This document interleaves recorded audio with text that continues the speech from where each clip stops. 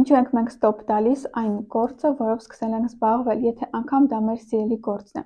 Հիմա կպատասխանեմ։ Եթե դուք ունեք սիրած գործ, բայց չեք կարողանում մշտապես դրանով զբաղվեք, ու ձեզ թվում է, որ դուք մոտիվացիա չեք ունենում, որ ձեր մոտիվացիան ընկնում է այդ պատճառով, դուք թողնում եք այդ գործը։ Ես ձեզ կասեմ, որ պատճառը մոտիվացիան չէ, պատճառը մտադրությունն է։ Այս դեպքում ձեր ֆոկուսը դառնում եք դուք, ձեր էգոն,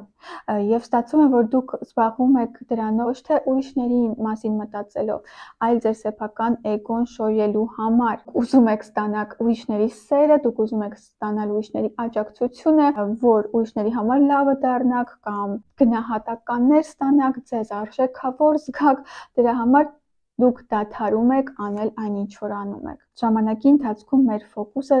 ուրիշներից պատտվում է դեպի մեզ։ Մենք սկսում ենք մտածել, ես բավականաչափ լայքեր չունեմ, ես բավականաչափ դիտումներ չունեմ, այ երբ ես կունենամ ավելի շատ աուդիտորիա, դիտումներ, լայքեր, նոր ես կշարունակեմ անել։ Դրա համար մեր այսպես ասած մոտիվացիան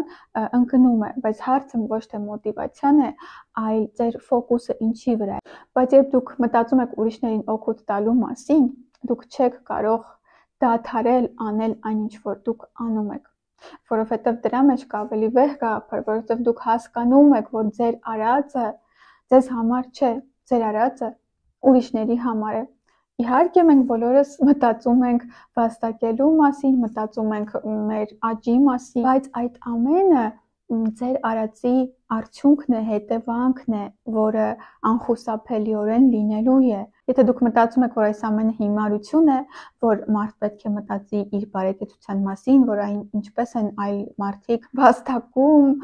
առանց ուրիշների մասին մտածելու, ես ձեզ կասեմ, որ մենք արդեն ապրում ենք լրիվ նոր ժամանակներում եւ այդ ամենը օրեցօր ավելի ու ավելի ընդգծվում է մեր կյանքում։